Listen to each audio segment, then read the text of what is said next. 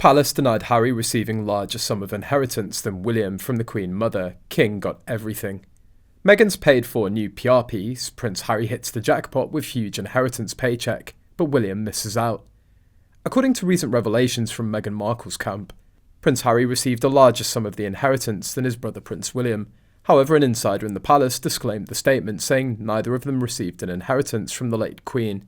Meghan's source reported that Prince Harry received a more significant share from their great-grandmother, Queen Elizabeth, the Queen Mother's estate, following her death in 2002. Estimated to be worth around £70 million, the Queen Mother's estate included valuable assets and property contents bequeathed to her daughter, Queen Elizabeth II. In 1994, the Queen Mother had directed two-thirds of her fortune into a trust fund intended for her great-grandchildren. Reports suggested that Prince Harry was the primary beneficiary of this trust, receiving a larger portion compared to Prince William. This discrepancy in inheritance allocation can be attributed to the differences in the prince's future financial prospects. As the first in line to the throne, Prince William stands to inherit substantial royal assets and resources upon ascending the throne, while Prince Harry, as the younger sibling and fifth in line to the throne, is positioned further down the line of succession. This disparity likely influenced the distribution of the inheritance, but the palace said that documentation is sealed. No one knows, so all Meghan's spokespeople boasted made up. In 2002, The Guardian reported that Buckingham Palace bowed to pressure and revealed the outlines of the Queen Mother's will, which at last month went to High Court to keep confidential. The Queen will not have to pay inheritance tax on her mother's estate, valued at between £50 to £70 million, thanks to a deal reached with John Major's government. The palace also announced that many of the items in the Queen Mother's private art collection, including a Monet and some Fabergé eggs, are being transferred to the royal collection, held in trust for the nation.